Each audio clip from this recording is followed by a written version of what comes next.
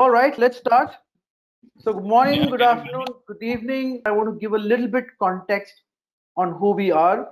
How does TAL's success fit in? Where does Quint fit in? So that you understand the overall picture in the big screen. I'll talk about TalSuccess a little bit. TalSuccess is the brand of Quint Consulting Services. You know, Quint is a global training and consulting organization. We've been doing business for the last 30 years globally. We started in 1992. In India, we started in 2004, so more than 15 years of experience. And I'll also talk about why we thought a separate division focused on human capital is very, very essential earlier and obviously now. And before that, I like to also bring an important aspect in terms of what are we trying to do with all these international brands. And there are about five big brands that we are already aligned with on different aspects. So you see Omnia, which is a world leader in behavioral assessments and talent development, focus mostly on the behavioral and the cognitive side, which is very critical.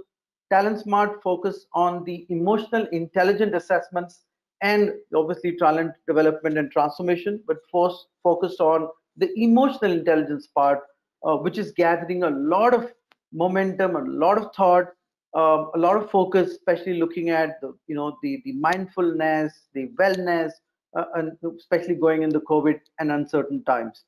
But this has been a top of the discussion for quite some time. The behavioral part, cognitive part, the EQ part has been there for a lot of years, but it has gained a lot of momentum lately. You see, Pontifract Group is about leadership assessment and leadership development. So we obviously are moving our chain towards the higher leadership level. Richardson is a world leader on the sales assessments and sales related development transformation. Right? If you search for Richardson, it's in the top three of the world leaders globally. A US based entity. Pontifract is Canada based.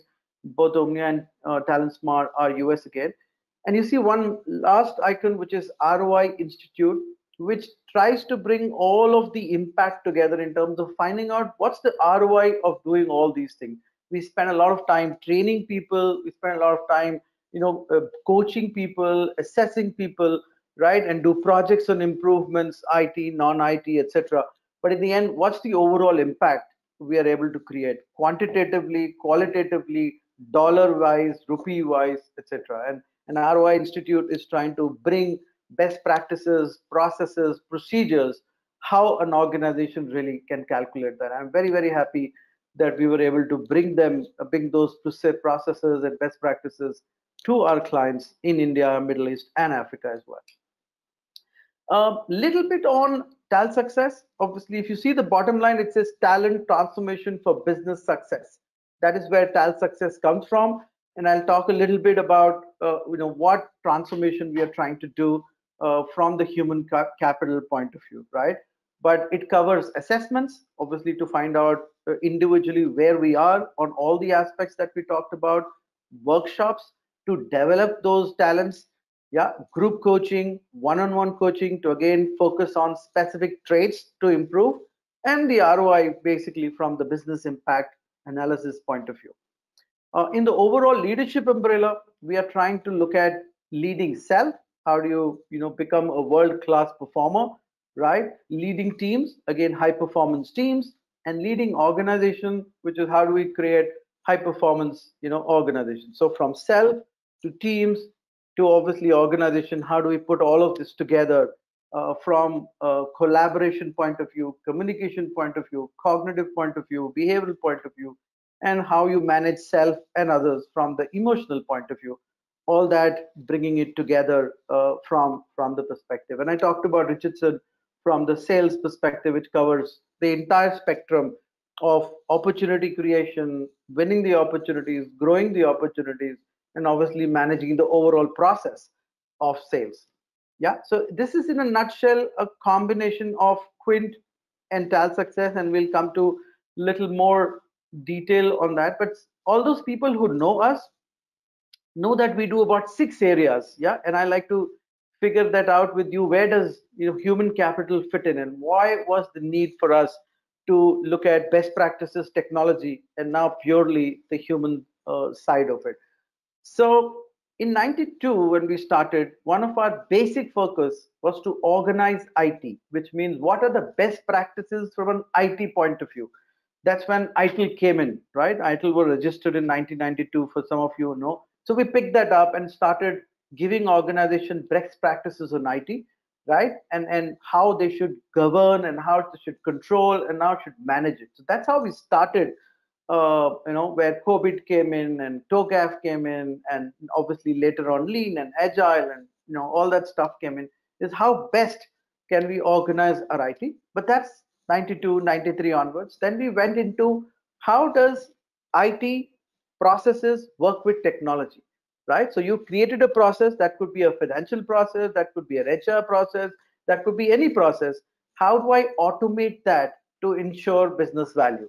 And that's when blending technology with business comes in, and automation comes in, speed comes in, yeah, mobility comes in, scalability comes in, and so on and so forth. So that's the other area that we went on to.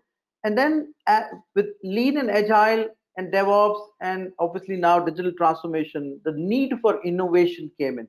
We need to constantly keep challenging ourselves. We need to constantly challenge others to ensure that we are continuously adding value in the whole life cycle. So innovation became a very, very critical area where we started working on innovative projects, innovative training, and all that stuff, leading to the entire digital transformation, right? So it started with digitizing, but digitizing is only one element of the entire digital transformation, and human capital played a very, very critical role, especially in the whole digital transformation. Then came data science. Yeah. So data as a science, analysis of data as a science, AI, ML, all that jazz, which is everybody's talking about. There is a science behind it, right? So the entire data science came in, and we're doing a lot of work on the overall data science projects, yeah, and data analytics as a whole. And last but not the least is putting all of it together for sorry for high performance teams, high performance organizations, right? So if I put all of it, if I'm able to convert my process, I'm able to automate it better, I'm able to manage my innovation better, I'm able to digitize and move to digital transformation, I'm able to manage my data. The overall arcing thing is that I'm able to create a high performance people, a high performance team, and obviously high performance organization. But where does human capital fit in? And in all our years, 15 in India and 30 outside, we realize that we are not focusing too much on one big element. We're focusing on the best practice, we're focusing on the technology part, but somewhere the human capital part is not getting the desired result. And what happened was we did a lot of consulting projects, yeah, which had a very clear objective, but in some of the projects we could not achieve those objectives. And it was very clear this is not because we were not competent enough from the best practice or from, let's say, the technology perspective, but it's because we did not look at the human side. People are not willing to change, they are not able to take decisions, they are not able to collaborate, and we are assuming all those things when we do these projects. So that was an area that we said we need to explore much, much more deeper than we already have. Now, if you see our journey over the years, we started in 92. In 2004 is when the India Consultancy Office started in about 5 locations. In 2013, about 9 years later, when we did a lot of projects, we started a division called Quint Colors. That was the division focused on human capital, and we did a lot of experiential learning sessions. They were all content created by us, and we were trying to play games, obviously simulated games with people to bring in the collaborativeness, bring in the trust, bring in, but it was very restricted to some of our existing projects, right? So it did bring a lot of value to us and to our clients, but it was only restricted to some of the consulting and training projects that we did.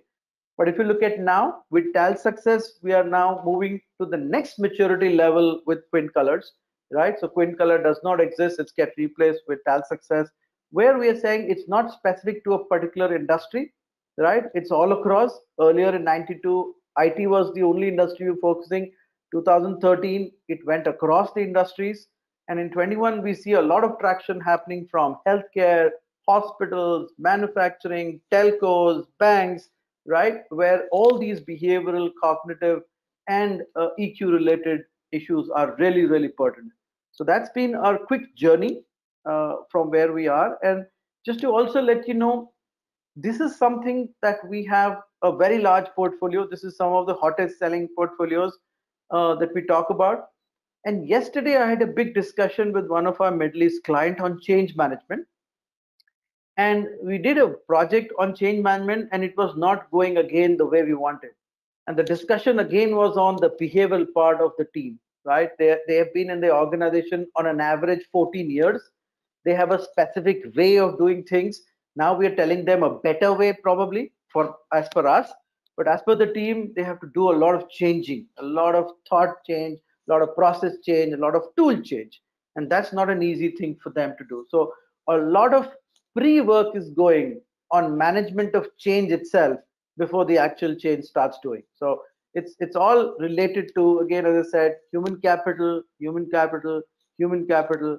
DevOps has a very big focus on leadership, how you're able to take decisions, how assertive you are in those decisions that you take, because there are times where you have to be assertive.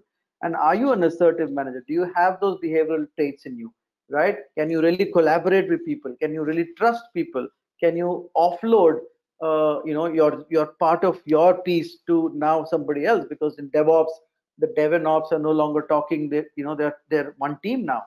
And as we go in agile and lean and DevOps and also digital transformation, we see a lot of silos getting knocked off and a lot of openness is happening. You're able to do much more of other people's job as well than just your job. So all these behavioral traits, I feel, are becoming more and more critical as we go along.